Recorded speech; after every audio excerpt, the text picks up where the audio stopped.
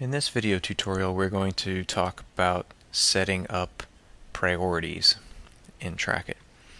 So it may seem like a pretty simple thing to do to set up priorities for your work orders, but if you put just a little bit of thought behind it, they can become very useful. So I want you to notice here how my priorities in my Trackit system, I've actually numbered them with a hyphen to give it not only the category of high, medium, low, or I believe I have ASAP and critical and ones like that as well, but also now I can sort them based on that number along with the priority, so the number matches the priority. So I'm going to move my type down here and actually group my grid by priority.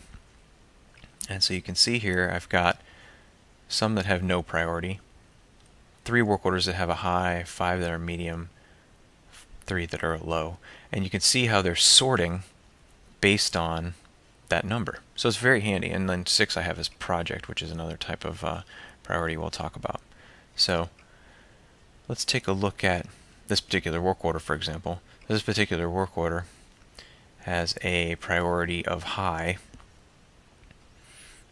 and you can see that the high priority work order is flagged right here, and I can change that priority. There's all my priorities.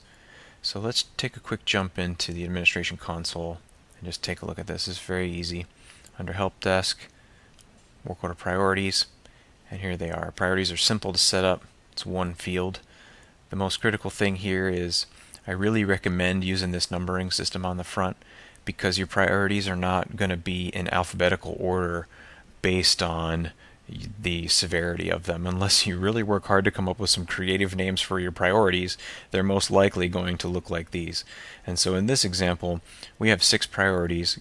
Critical through low is how most of them are flagged.